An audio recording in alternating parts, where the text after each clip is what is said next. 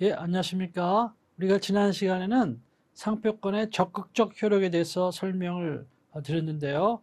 이번 시간에는 상표권의 소극적 효력에 대해서 설명을 드리겠습니다. 상표권의 소극적 효력은 크게 이제 두 가지로, 즉 등록금지권, 사용금지권 이렇게 나눠 볼 수가 있죠. 그래서 등록금지권에 대해서는 우리가 상표법 34조 1항 7호 선출원에 의한 타인의 등록상표와 동일 또는 유사한 상표를 그 지정상품과 동일 또는 유사한 상품을 지정상품에서 하는 상표는 등록을 받을 수가 없죠. 이래서 이것은 이제 등록금지적인 그런 효력이 있는 것이고, 네. 그다음에 이제 사용금지적인 그런 것은 동일 범위 내에서의 사용은 이제 그건 침해 행위죠. 당연히 침해 행위이기 때문에 이것은 지난번에 말씀드린 것처럼 상표법 89조 본문을 반대 해석을 하면 된다 이렇게 했습니다. 그다음에 유사 범위 내의 사용은 이제 우리 상표법 제 108조 1항에 침해로 보는 행위 이렇게 해서 규정을 하고 있어요. 그래서 이거에 대해서 한번 살펴보도록 하겠습니다. 이것은 나중에 침해 때 다시 또 설명을 드립니다만은 그래서 간략하게 한번 보겠습니다. 조문을.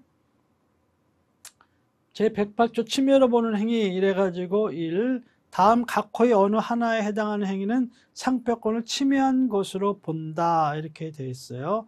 1, 이제 1호가 가장 대표적인 것입니다. 유사 범위 내의 사용. 즉 타인의 등록상표와 동일한 상표를 그 지정상품과 유사한 상품에 사용하거나 타인의 등록상표에 유사한 상표를 그 지정상품과 동일 또는 유사한 상품에 사용하는 행위, 유사범위죠. 예, 그러니까 상표는 같은데 상품이 유사하거나 또는 이제 상표는 유사한데 상품이 동일 또는 유사하거나 이럴 때는 다 이제 그것은 침해로 본다 하는 것입니다. 그 다음에 이제 2호는 뭐냐? 2호는 잘 보세요, 조문을. 예, 이거는 타인의 등록상표와 동일 또는 유사한 상표를 요러요러한 목적으로 교부하거나 판매하거나 위조하거나 모조하거나 소지하는 행위를 말해요. 그러니까는 등록상표와 동일 또는 유사한 상표를 그 지정 상품과 동일 또는 유사한 상품에 사용하거나 사용하게 할 목적으로 교부, 판매, 위조, 모조 또는 소지하는 행위 이렇게 돼 있어요. 그래서 이걸 이제 단속을 하게 되면은 요즘에는 특허청이 이제 사법경찰대 있어가지고 이런 정보를 딱 알면 딱 거기다 주면은 이렇게 단속을 합니다. 예, 하는데 이게 동대문 이런 데 가봐요. 라벨 장사하는 사람이 있다고. 예? 그래서 짝퉁 상표를 만들어. 그러니까 물건을 안 만들어. 그 자수 같은 거 이렇게 하시는 분들 있잖아. 그런 식으로 해가지고 그거를 이제 만들어서 뭐 샤넬 이만큼 만장당 얼마 이렇게 팔어. 이렇게 판매도 하고 또 그냥 교부도 하는 수가 있잖아요. 주기도 하고. 이거 꼭 마약 범죄랑 비슷해. 이 사람들 조직 그런 식으로 하기도 하고. 또 그걸 위조하는 거죠. 지금 만드는 게 위조하는 거고 또 그걸 살쪄서 바꿔 모조하는 거 이런 거죠. 또 그걸 하기 위해서 뭐 소지하고 있는 경우도 있잖아요. 예. 이런 식으로 하는 경우는 뭐야? 침해로 본다는 거예요. 그래서 이거는 이제 그런 직물 같은 것은 이렇게 라벨을 만들어서도 하지만 뭐야? 금형 같은 걸 이렇게 또 하기도 하거든요. 여러 가지. 그래서 또 다 3호를 봅시다. 그러면은 타인의 등록상표를 위조 또는 모조하거나 위조 또는 모조하게 할 목적으로 그 용구를 제작, 교부, 판매 또는 소지하는 행위. 그러니까 막 루이비통 그 찍으려고 뭐야? 금형을 떠. 또 구찌 이런 걸 떠. 그래가지고 금속으로 이렇게 찍어. 그래서 가방에다 이렇게 붙이게끔 하려고. 그런 경우도 있죠. 그런 용구를 제작, 교부, 판매 또는 소지하는 행위. 이런 것도 침해로 보는 행위예요. 그 다음에 타인의 등록상표 또는 이와 유사한 상표가 표시된 지정상품과 동일 또는 유사한 상품을 양도 또는 인도하기 위해서 소지하는 행위. 이런 거예요. 왜 옛날에 없다가 이런 게 들어갔느냐. 제가 옛날에 말씀드렸잖아요.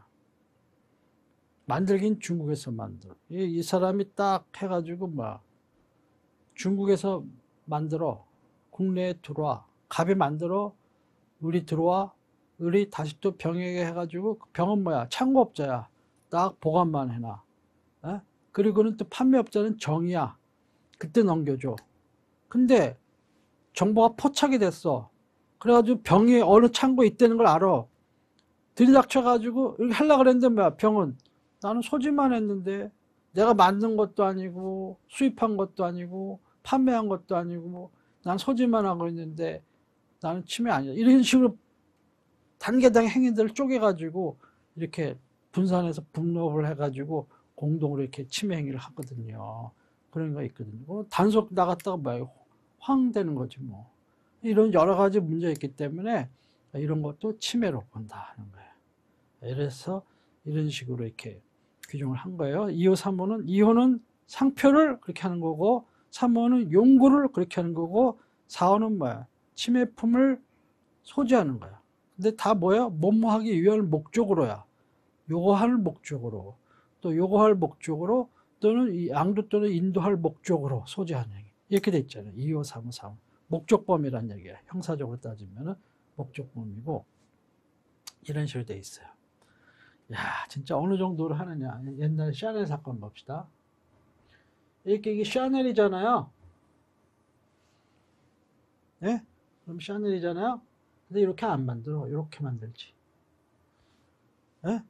그래가지고 가방에 딱 달아서 팔어. 팔면서 판매자가 뭐라는 줄 알아?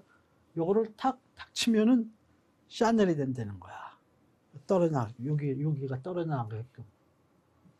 어? 그 자기가 팔 때는 뭐야? 샤넬 마크가 아니야. 소비자한테 사시고 나서 그걸 탁 치시면 이렇게 샤넬이 됩니다. 이런 식으로 소비자가 쳤는데 그럼 소비자는 뭐야? 여러 가지 이 침해야 소비자가 여러 가지 문제지. 그렇게 아주 굉장히 교묘하게 나간다고요. 아무튼 전 세계 교역량의 약 3 내지 5% 이상이 가짜 상품이야. 예? 문제가 많아요. 자, 그런 다음에 이렇게 침해 행위 또 침해로 보는 행위 이런 걸 하게 되면은 나중에 설명드립니다. 이것은 이제 권리침해 금지 또는 예방 청구권 할 수 있고 손해배상 청구권 할 수 있고 신용예부 청구권 이렇게 할 수 있고 또 고의 침해다 이러면 이건 7년 이하의 징역 또는 1억 원 이하의 벌금 이렇게 처해지죠.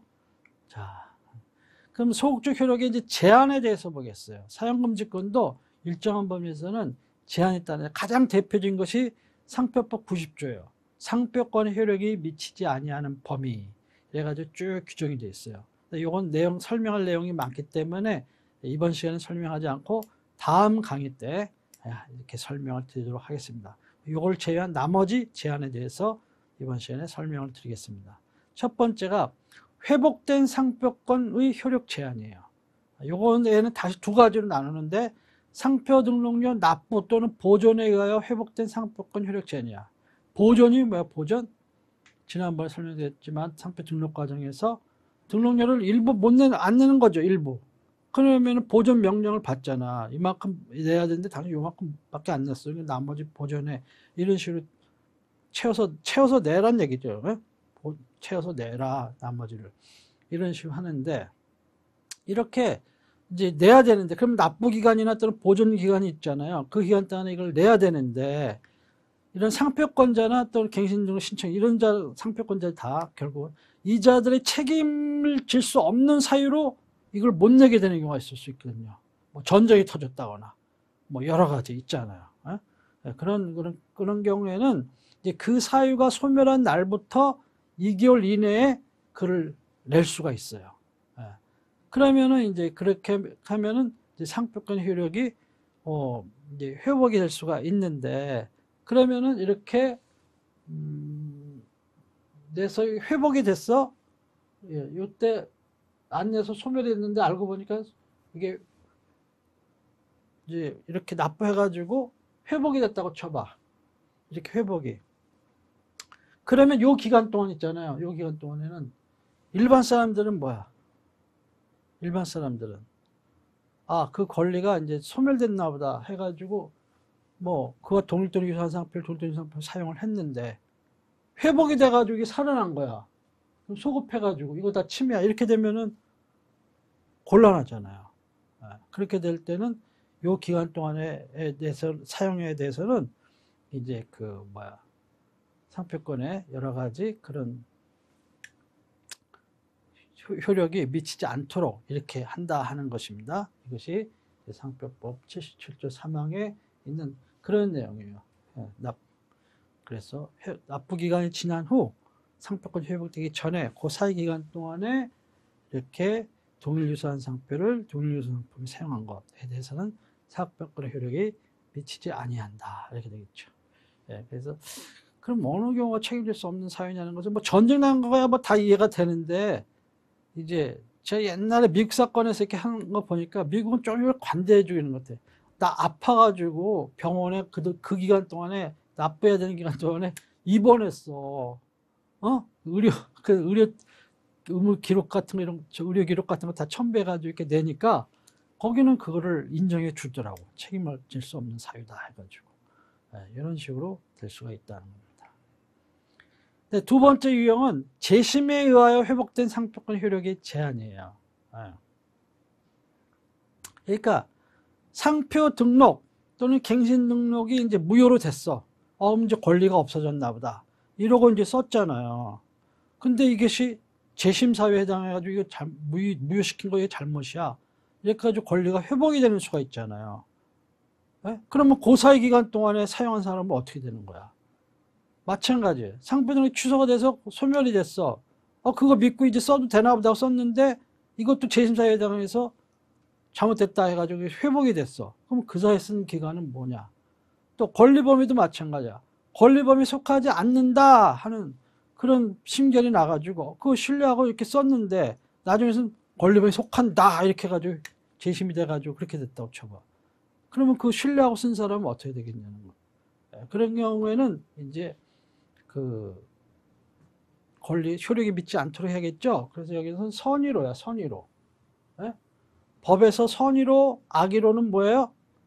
알고 모르고야. 선의로는 모르고, 악의로는 알고야. 나쁜 마음으로 좋은 마음으로가 아니야.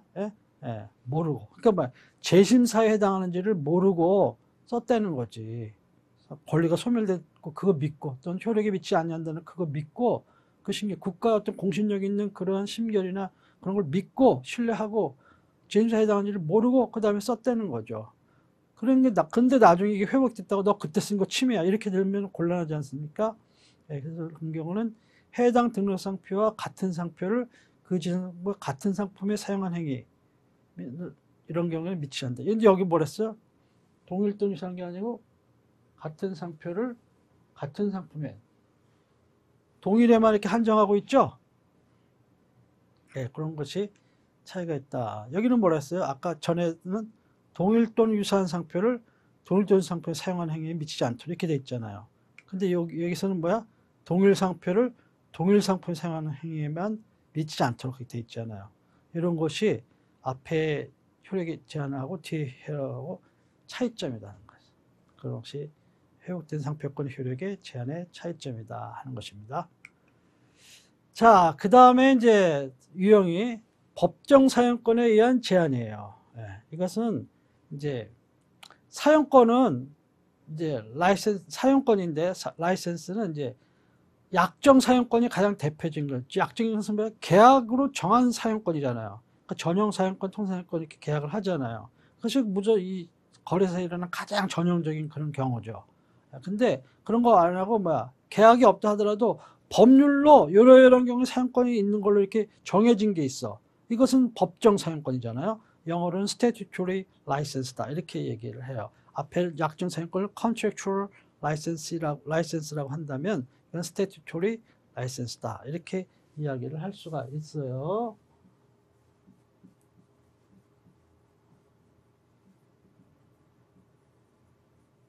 이렇게 할 수가 있어요. 자, 그러면 이제 이런 경우에 어떤 제한이 따르는지 봅시다. 이것은 이제 다시 나눌 수가 있는데 특허권 등의 존속기간 만료 후 상표를 사용하는 권리예요. 이것은 이제 상표 등록 출원일 전에 또는 출원일과 같은 날에 이렇게 출원돼가지고 등록된 특허권, 실용실험권, 디자인권이 있을 수가 있어요. 특히 이제 입체 상표 이런 경우를 생각해 보면 그렇죠. 그래서 예를 들어 물건 발명일 수도 있고 또 실용신한 물품의 구조니까 그것도 물건이고 디자인도 이렇게 그런 게 있을 수가 있죠. 이런 거하고 상표권하고 이렇게 저촉이 되는 경우가 있어. 대표적인 입체 상표 생각하시면 된다 그랬어요.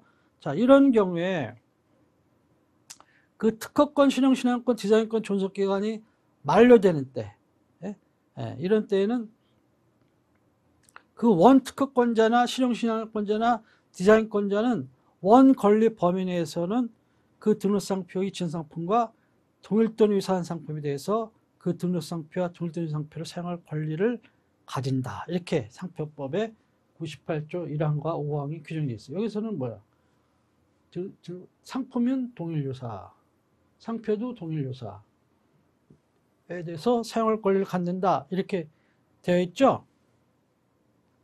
다만 부정경쟁 목적이 없어야 돼. 부정경쟁 목적으로 그런 상표를 경우는 이제 예외야. 그때 효력이 미치는 거야. 그럼 뭐야? 상표법이 뭐야? 부정경쟁을 방지하자는 게 상표법의 목적이잖아요. 그런 경우에는 이제 미치도록 이렇게 돼 있어요. 네, 이것은 뭐야? 출원 전 또는 출원과 같은 날에 이렇게 했을 때는 그런 특허권이나 실용권, 디자인권 이런 사람들은 계속 그걸 쓸 수 있게끔 이렇게 해줘야 되잖아요. 에? 그것이 그 특허제도의 목적에 맞는 거잖아요. 그래서 이것을 이제 그 존속기간 만료가 되더라도 서로 이렇게 조화를 이루도록 이렇게 한 거예요. 그렇게 해가지고 사용할 수가 있다 하는 것입니다. 이런 경우는 법정 사용권이니까 뭐 로열티 낼 필요가 없어. 로열티 낼 필요 없어. 그런데 이자들의 전용 실시권자 또는 이자들의 통상실시권자로서 통상실시권은 이제 등록 의무가 없잖아요. 그러니까 등록을 하면 다만 대항력을 가질 뿐이야. 그래서 통상실시권자로서 등록하여 대항력을 가질 수 있는 자. 이렇게 두 가지. 전용실시권자 또는 등록된 통상실시권자죠. 즉 통상실시권자. 이런 자들의 경우에도 이렇게 그 상표권의 소극적 효력이 제한이 돼요. 그 사람들은 사용할 수가 있어. 그런 것을 똑같이 아까 특허권자나 실용신권자나 디자인권자처럼 이렇게 할 수가 있어요. 물론 이 사람들도 부정경쟁 목적으로 사용하면 안 되죠. 그러니까 부정경쟁 목적으로 사용하는 경우는 상표 효력이 오히려 미치는 거죠. 다만 이런 자들은 뭐야? 로열티를 내야 돼. 상당한 대가를 지급해야 돼. 상표권자 또는 그 상표권자 허락한 전용상권이기 때문에 그 자들에게 상당한 대가를 지급을 해야 돼. 이것이 원권리자하고 원특허권자 등하고 차이죠. 여기서는 뭐래? 상당한 대가를 지급할 의무가 없죠. 없어. 그러나 이들의 전용실권자나 등록 통상실권자는 내야 돼, 대신에. 사용할 수 있는데 내야 돼. 이런 범위 내에서는 상표권의 사용금지권이 제한이 된다. 소극적 효력이 제한된다는 거예요. 그 다음에 대신에 이런 법정 사용권자의 특권자 등이 이와 같은 법정 사용권에 의해서 상표를 사용하는 경우에 상표권자나 전용 사용권자는 그 사람들에 대해서 이제 혼동 방지에 필요한 표시를 청구할 수가 있어요. 혼동 방지 표시 청구권이 있어요.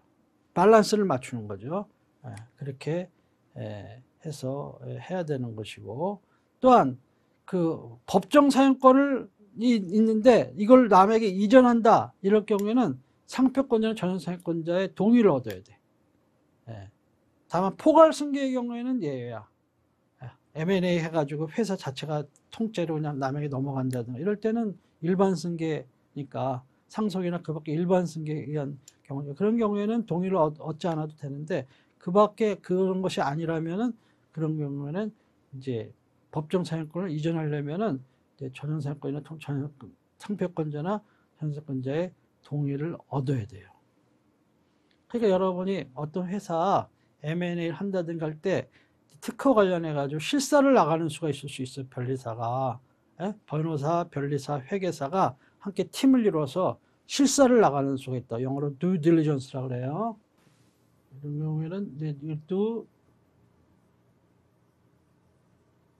diligence라고 하는데 이렇게 실사를 나가는데 그때 이제 이것이 그 법정 사용권이 있는지 있어서 이것을 사용하는 건지 이런 것을 보고 만약 그렇다면은 상표권을 전세권자의 동의를 받아놓은 게 있는지 아니면 받을 필요가 있는지 이런 것도 체크해 가지고 실사보고서에 여러분의 검토 의견을 해서 언급을 하는 것이 필요하다 하는 것입니다.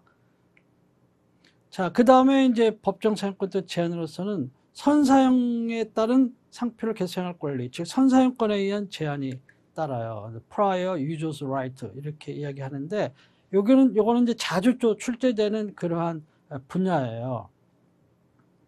그래서 이제 부정 경쟁의 목적 없이 타인의 상표 등록 출원 전부터 국내에서 계속하여 사용하고 있고 그 결과 타인의 상표 등록 출원 시에 국내 수요자 간에 그 상표가 특정인의 상품을 표시하는 것이라고 인식되어 있는 경우라면은 비록 타인의 등록상표와 동일된 유산상표를 그 진상품과 동일된 유산상표에 사용하고 하는 그러한 자나는 그 해당 상표를 그 사용한 상표에 대해 계속 사용할 권리를 갖는다. 그게 정당 승계인도 마찬가지고요.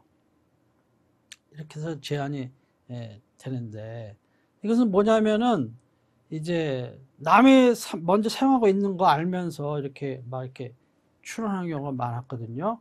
브로커들이나 이런 사람들이. 그래가지고 그 사람들한테 쓰지 말라 이렇게 유명한 식당 같은 거 보세요. 식당 해놓고 지가 해놓고 막 그래서 식당 한테 간판 내려라 쓰지 마라 이런 경우도 많이 있고 뭐 그렇거든요. 실질적으로 그런 경우에 이제 이것을 디펜스 할 수 있는 수단에서 클리어 해주기 위해서 이런 조항들을 넣은 거예요. 우선 불응인이 목적이 없고 출원 전부터 국내에서 계속 사용해 왔잖아요.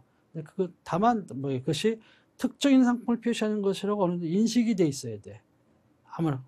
아무렇게나 하는 것은 아니고 왜냐하면 선원주의를 기본 원칙으로 하니까 선출원주의를 그러니까 그걸 제외하려면은 그래도 어느 정도 알려져 있어야 된다. 인식이 어느 정도 돼 있어야 된다 하는 것입니다. 그런 경우라면은 나 선사용권자야 하고 계속 사용할 수가 있는 겁니다. 대신에 그럼 상표권자는 전세권자는 상표권자는 이런 사람들은 그럼 이제 오인 혼동 방지 표시 요구권을 할 수가 있습니다. 이렇게 할 수가 있다 하는 것이에요. 그래서 나 밑줄 친 거는 다 출제가 된 그런 것이에요. 네, 이런 선사용권 항변은 이제 2007년 7월 1일 이후에 출원돼서 등록된 상표에 대해서만 인정이 되는 겁니다. 이 날짜를 잘 기억해 놓으세요. 2007년 7월 1일 이전에 등록된 상표에 대해서는 선사용권 항변이 인정이 안 된다 하는 것입니다. 그 다음에 두 번째로 선사용권 인정과 관련해서는 특정인의 상품을 표시하는 것이라고 인식되어 있으면 돼요. 그러니까는 현작 인식될 그런 필요까지는 없다 하는 것입니다. 그런 점이 다른 점이고, 그 다음에 이제 소극적 권리방해 심판 이렇게 해가지고 이것은 소극적인 것은 뭐냐면 권리방해 심판은 크게 두 가지로 나눕니다. 소극적 권리방해 심판, 적극적 권리방해 심판 이렇게 둘로 나누는데 소극적이라는 것은 뭐예요? 내가 사용하는 상표 이것이 사용행위가 등록상표권의 권리범위에 속하지 아니한다 라는 것을 이제 확인해 달라 하는 게 심판이거든요. 법에서 소극적은 노고, 적극적은 예스예요.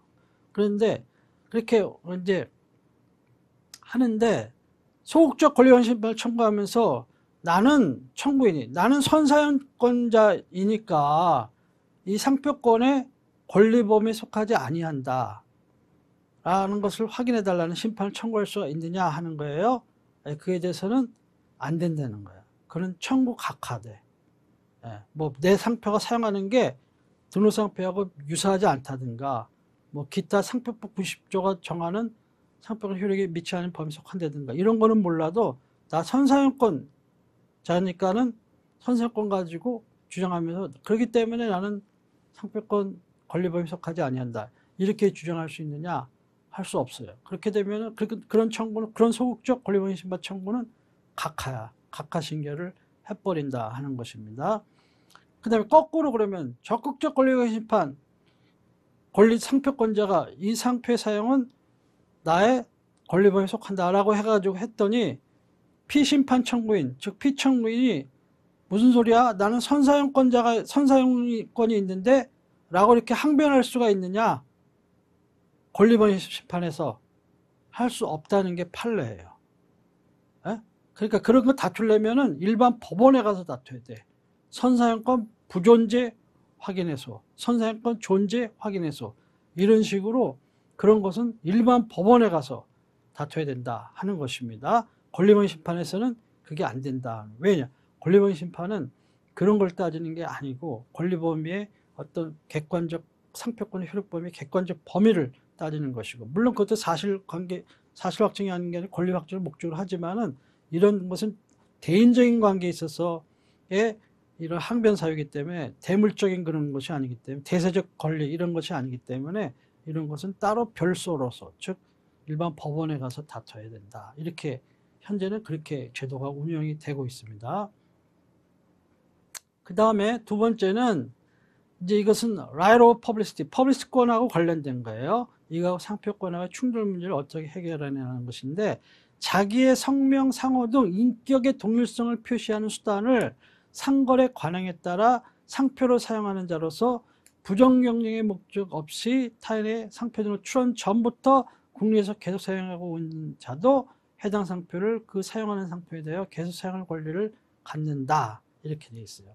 그러니까 이 범위 내에서는 이제 그 사용금지권을 행사할 수가 없는 거죠. 그래서 이것은 이제 그런 인격권 또는 인격적 재산권을 이 사람들이 행사하는 것하고 상표권자의 상표권하고의 충돌이 됐을 때 이것을 어떻게 해결하느냐에 대해서 출원 전부터 그런 것을 이제 사용을 해왔다면은, 부정경쟁 목적 없이 사용했다면은 이 사람의 권리를 보장해 주자 해서 계속 사용권을 인정한 겁니다. 이것은 객관식에 나왔지만 주관식에서 싸이의 강남 스타일 사건으로 해가지고 이것이 또 케이스화된 그런 것과 연결된 그러한 논점입니다. 이것은 잘 알아놓으시고, 요즘에는 이것은 우리나라 K컬처 산업이 발달하면서 이 조항이 굉장히 많이 문제가 되고 있어요. 그렇기 때문에 시사성이 큰 조항이니까 출제 가능성이 높은 거죠. 항상 시사성이 있는 거, 최근에 개정된 거, 최근에 또 나온 판례, 이런 시사성 있는 쟁점들이, 또 최근에 개정된 심사 기준, 이런 것들을 중요하다를 염두에 두셔야 됩니다. 그 다음에 네 번째는 상표권의 소진과 진정 상품에 대한 상표권 효력 제한이에요. 이것도 다시 둘로 나눠요. 국내 소진에 따른 상표권 효력 제한, 국제 소진에 따른 상표권 효력 제한, 이렇게 둘로 나눌 수가 있어요. 그러니까 상표권자 국내에서 등록 상표가 표시된 상품이 일단 적법하게 양도한 경우, 그런 경우에는 일단 상표권을 한번 행사한 거거든요. 상표를 한번 행사했기 때문에 상표권은 거기에 대해서 이미 목적을 달성해 가지고 다 이그조스티드가 된 걸로 보는 거야. 소모된 걸로, 소진된 걸로 이렇게 보기 때문에 거기도 또 재차 또 권리 행사 또 할 수 있냐? 인정할 수가 없는 거죠. 그래서 그때는 이제 그것을 상품을 양도받은 사람이 그 상품을 다시 이제 사용 양도 또 대여하는 행위, 이런 거에 대해서는 상품 효력이 미치지 않는다 하는 것이 판례예요. 그래서 이것도 이 범위 내에서 이제 그 상품 소극적 효력이 제한을 받는 거죠. 이것은 사실은 이제 그 뒤에 설명드린 국제 소진에 따른 진정상품 병행 수입과 관련된 그런 법리를 국내 소진에도 이렇게 도입을 해가지고 국내 소진의 경우에도 이렇게 된다, 이렇게 판시를 한 거예요. 그래서 근데 이때는 그대로 그냥 그러니까 그대로 그 상품을 그대로 해가지고 유통하는 거는 상관이 없어. 중간상들이 그대로 해가지고 유통하는 것은 이미 소진된 걸 그대로 넘겨주고 파는 것 뿐이니까. 그러니까 이건 상표권 침해가 아닌데, 원래 상품과 동일성을 해야 할 정도로 가공이나 수선을 하는 경우가 있을 수 있어요. 예를 들면 여러 가지 이제 타이어라든가 휴대폰이라든가 그 안에 부품 이런 걸 다 싸그리 바꿔버려 이런 식으로 할 수가 있잖아요. 자동차 같은 것도. 자, 이런 경우에는 어떻게 되느냐? 이런 경우에는 동일성을 해야 할 정도의 가공이나 또는 수선으로 생산행위에 그런 수선으로 하면 그건 침해가 되는 거야. 그러면 여기에 해당하느냐 하는 것은 당해 상품의 객관적인 성질, 이용 형태, 상표법 규정 취지와 상표의 기능 등을 종합적으로 고려해가지고 판단한다는 거예요. 그러니까 예를 들면 튜닝 같은 거, 왜 자동차 튜닝, 예? 그래갖고 판다고 쳐봐. 완전 확 뜯어 고쳐가지고 이렇게 껍데기만 그 자동차고 막 쓰고 다 달라. 그러면 그건 좀 문제가 있는 거죠. 예? 그럴 수가 있다 하는 것입니다. 그래서 이런 것들은 다 이게 출제가 됐던 분야고요. 이것도 자주 출제가 되는 문제인데, 국제 소진에 따른 상표권 효력의 제한이에요. 이거 원래 유럽에서 시작된 거야. 평행 수입 이론이. 그러다가 이제 미국, 일본 거쳐서 우리나라에 이제 오고 이렇게 했는데, 지금 전 세계적으로 다 이제 인정해 주는 것인데, 상표권자가 상표가 표시된 상품, 이걸 영어로 트레이드마크 구스라 그래. 상표가 표시된 상품을 이제 일단 적법하게 유통을 시켰어. 영어로 따지면 lawfully marketed 했어. 에? 적법하게 유통을 했어. 그러면 뭐야 그랬어요? 상표권이 소진됐다 그랬죠. 한 번 행사됐기 때문에. 그걸 exhaustion이라고 그래. exhaustion. exhausted 된 거예요.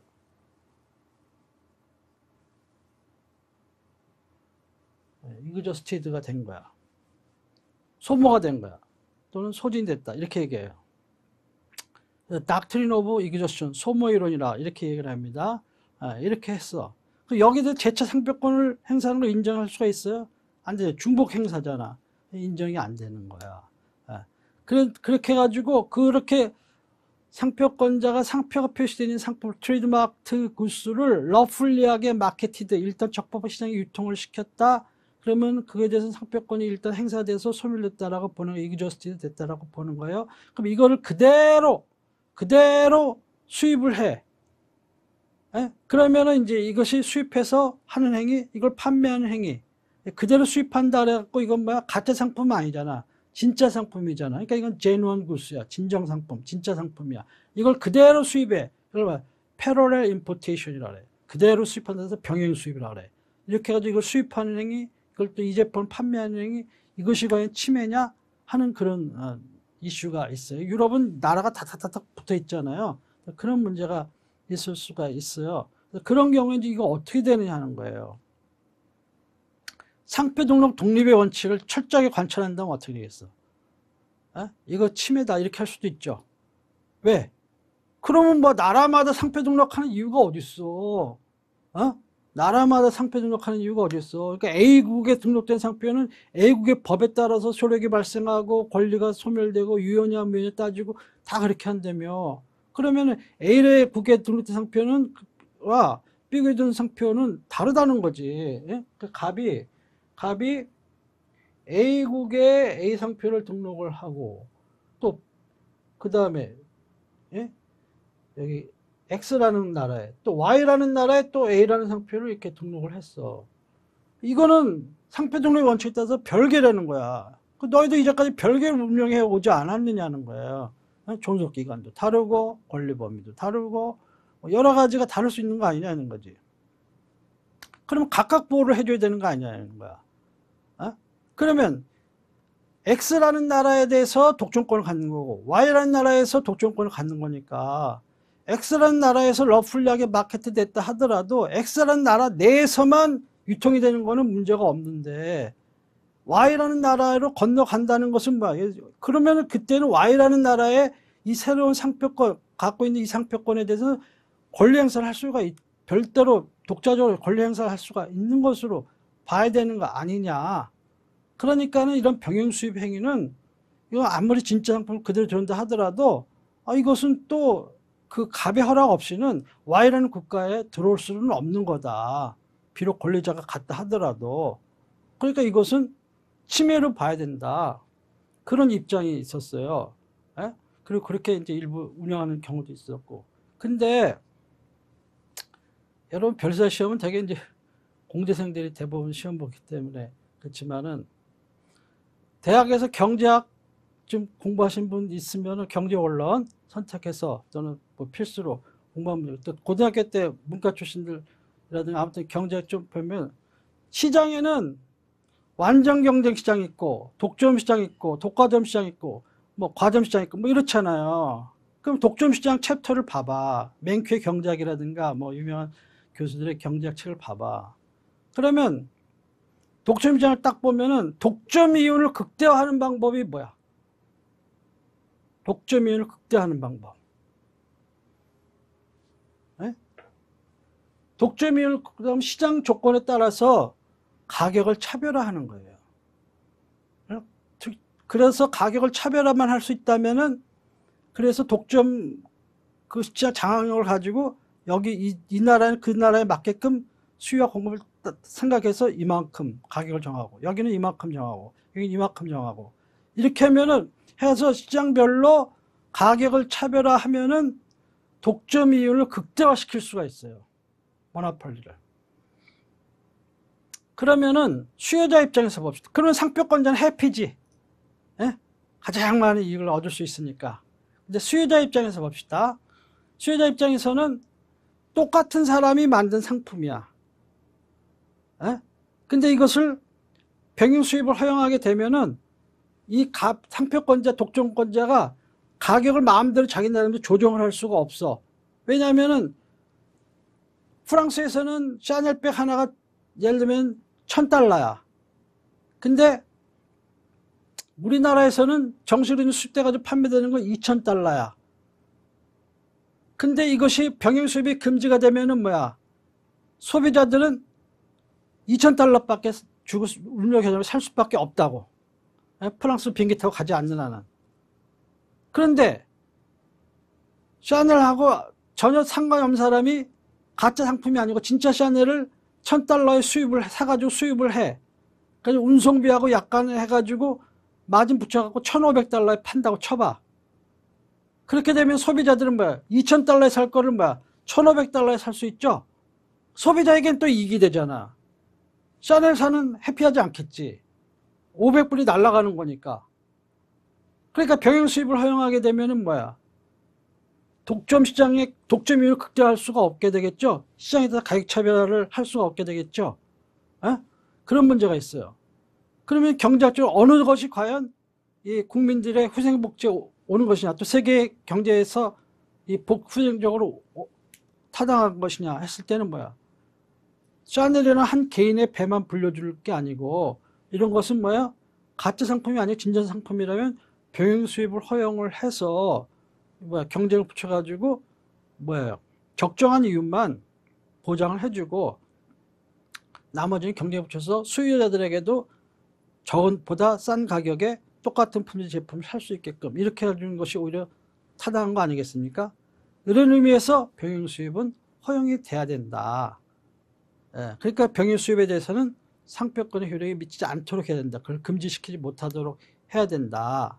하는 것이 이제 그 국제 소진에 따른 병행 수입 허용 그런 논의예요. 그러니까는 이게 동일한 상표권자가 이렇게 국가를 달리해서 동일한 상표를 이렇게 등록을 받았다 하더라도 실질적으로는 넓은 의미에서는 동일한 상표권이잖아. 같은 사람이 X라는 Y라는 나라만 다르지 A라는 상표 A 상품에 이렇게 한 건 다 똑같은 거잖아요. 그리고 이 사람이 그냥 어느 나라에서 이렇게 러플리하게 마케팅했다, 적법하게 유통시켰다면 그걸 그대로 병행 수입해서 판매한다 하더라도 이건 소비자의 이익을 해야 하는 것도 오히려 이익이 되는 것이고 이것은 오히려 그리고 판매했을 때 이미 뭐야 상표권은 소진됐다라고 보는 거잖아요. 그리고 A라는 나라, X라는 나라, Y라는 나라 그 국경만 다를 뿐이지 실적으로는 동일한 상표권이잖아. 그러니까 이미 소진된 것을 또 인정해줘. 국경만 다르다고, 국가만 다르다고. 그건 너무 지나치게 상표권자의 이익을 보호하는 거다라는 거죠. 그래서 뭐 상법의 목적으로 들어가면 뭐예요? 상표권자, 상표 사용자, 수요자 이런 사람들이 이게 균형을 맞춘다 그랬잖아요. 조화를 이루도록 제대로 운영해야 된다 그랬잖아요. 그런 걸 봤을 때는 뭐야? 허용하는 게 맞겠죠.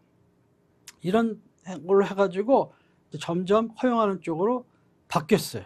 유럽도 그렇고 미국도 그렇고 일본도 그렇고 우리나라도 그렇고 그래서 지금 이런 판례가 나온 것입니다.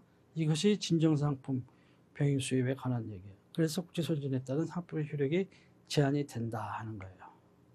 그래서 진정상품 병행 수입 행위가 이제 그 상표권 등록 상표권 침해를 구성하지 않는다고 하기 위해서는 이제 외국의 상표권자 내지 정당 사용권자가 그 수입된 상품에 상표를 부착하였고 러플리하게 마케팅을 한 거죠. 상표권 트레이드마크 오너나 그에 적법한 라이센스라든가 이런 사람들이 러플리하게 마케팅을 한 것이고, 그 다음에 이제 그걸 수입하는 사람 있잖아요.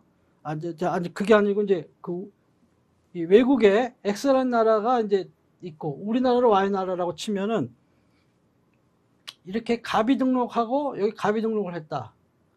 예?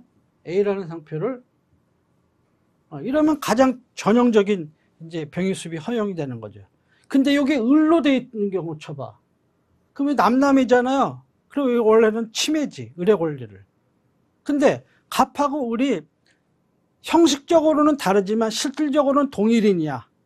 현지 법인이라든가, 뭐 이런 어떤 총판 대리점이라든가 독점 수입업자 있잖아요. 그 사람 명의로 등록하는 수도 있거든.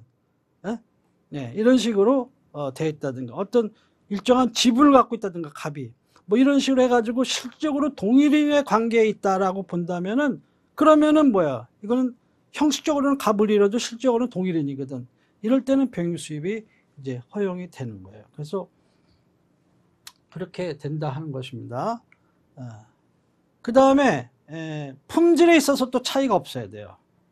알고 보니까 프랑스에 판매하는 샤넬백은 1,000불이고 대한민국에서 판매하는 건 2,000불인데 이유가 있어.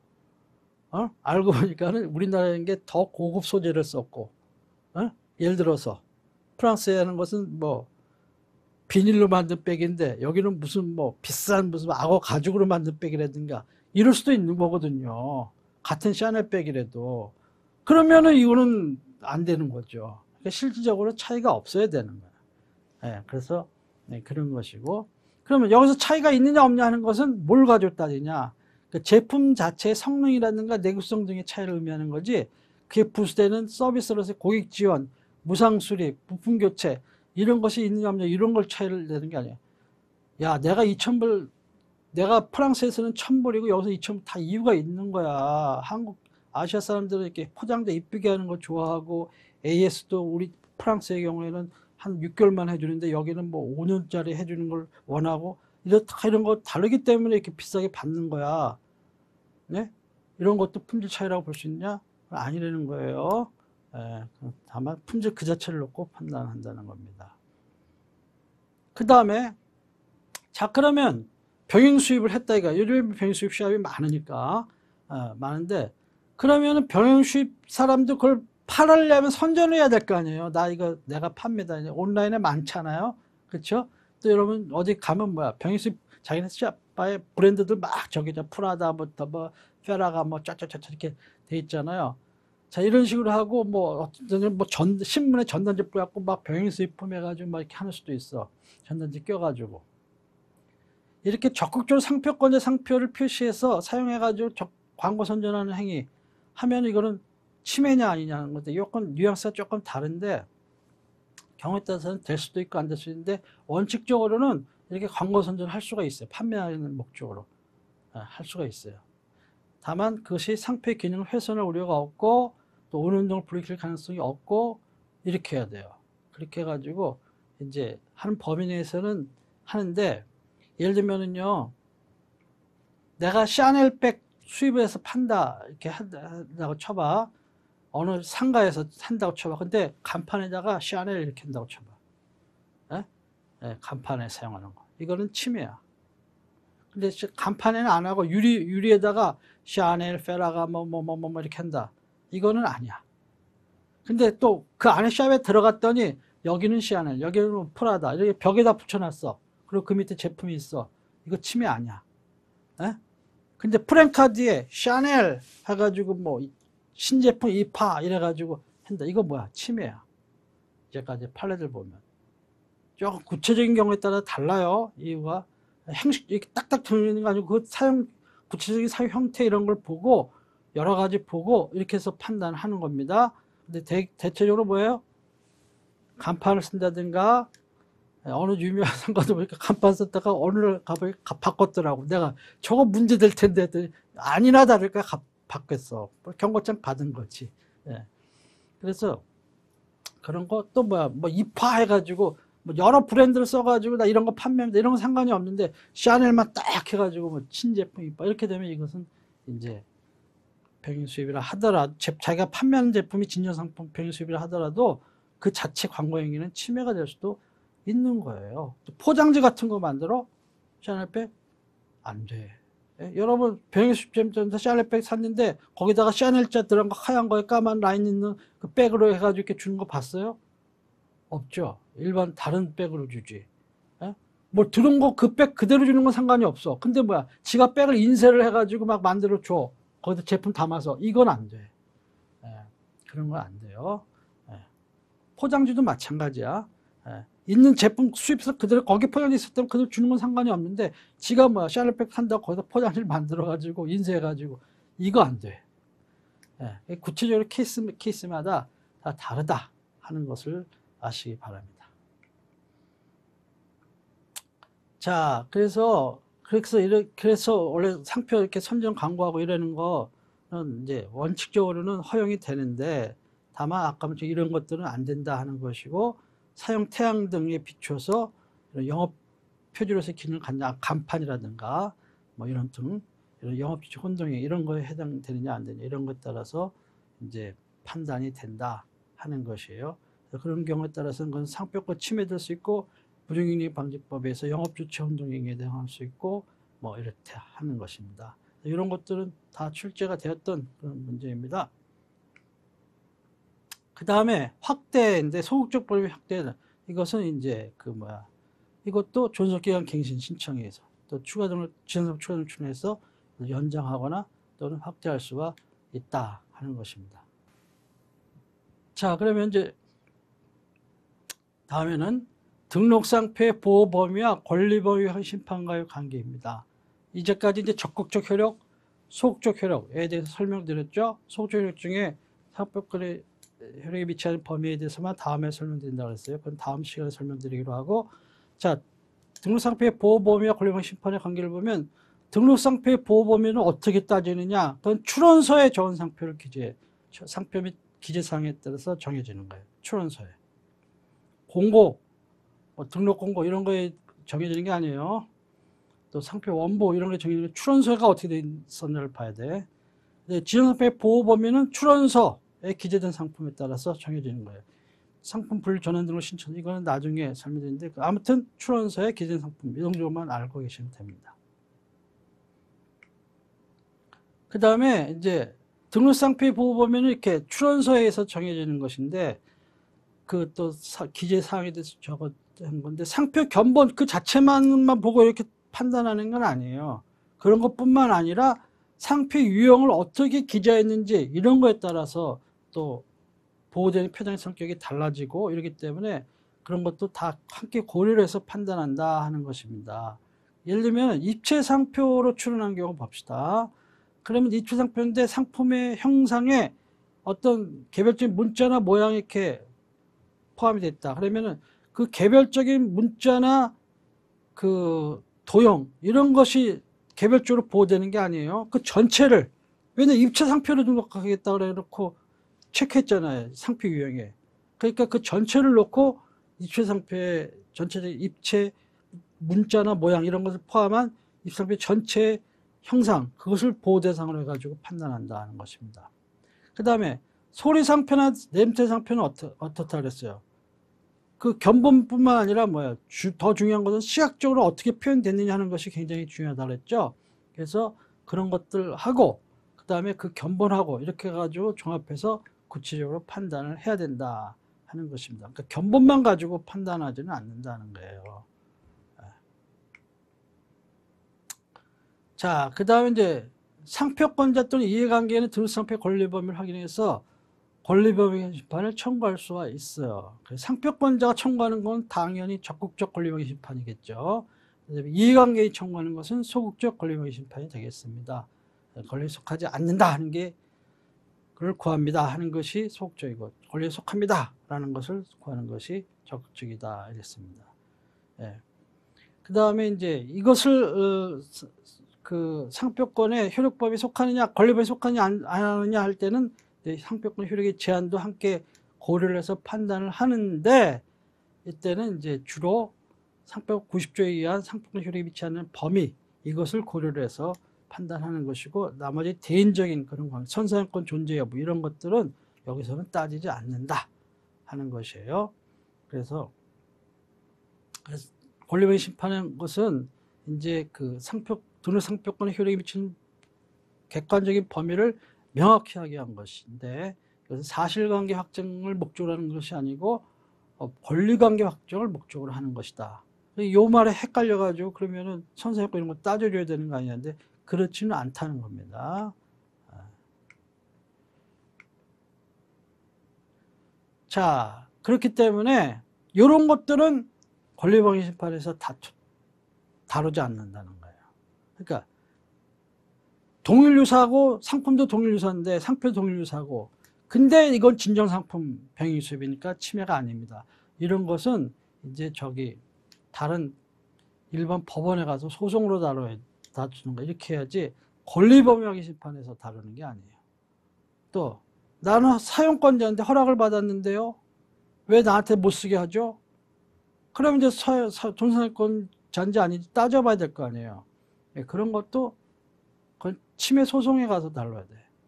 다 일반 소송 가서 다뤄야지 여기서 다루는 건 아니야.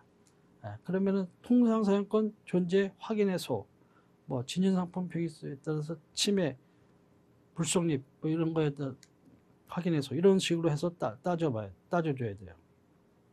선사용권도 마찬가지야. 그것도 일반 법원에 가서 선사용권 존재 여부에 대한 확인해서 이런 걸 따지는 거예요. 또 상표권자의 출원 행위가 이거는 완전히 내 거 베껴온 건데 이게 무슨 소리야 해가지고 하는 경우 있잖아요. 이런 것도 여기서는 안 따져. 그것은 다른 침해 소송 가서 이렇게 따지든가, 그럼 이것은 그렇게 별도로 따져야 돼요. 그 다음에 마찬가지예요. 이거 연관된 거죠. 그러니까 그 상표 등록이 무효 사유가 있다. 그렇기 때문에 나는 권리범위에 속하지 않는다. 이런 항변 가능할까요? 그것도 안 돼요. 권리범위 심판에서는. 그건 뭐 무효 심판을 청구를 하든지 그렇게 해야지. 권리범위 심판에서 무효 사유가 있기 때문에 이걸 무효될 거니까 난 권리범위에 속하지 않아, 이런 항변은 인정이 안 돼요. 이거 다 외워놓으셔야 돼. 1, 2, 3, 4, 그 다음 무효, 이런 것까지. 이건 시험에 나왔던 거니까. 예. 그러니까 이런 것들은 이제 이와 같은 사유는 이런 것을 만약에 주장을 한다 이러면은 각하 대상이에요. 부적법 각하, 이런 식으로. 예? 그래서 여기서는 90조 상표권 미차는 아직 설명 안 했는데, 요거에 대해서는 그걸 제외한 나머지 사유에 대해서는 주장하면은 이거는 각하야. 그러니까는 이것을 잘 기억을 해 놓으셔야 됩니다. 지금까지 우리가 상표권의 소극적 효력에 대해서 설명을 드렸습니다. 네, 감사합니다.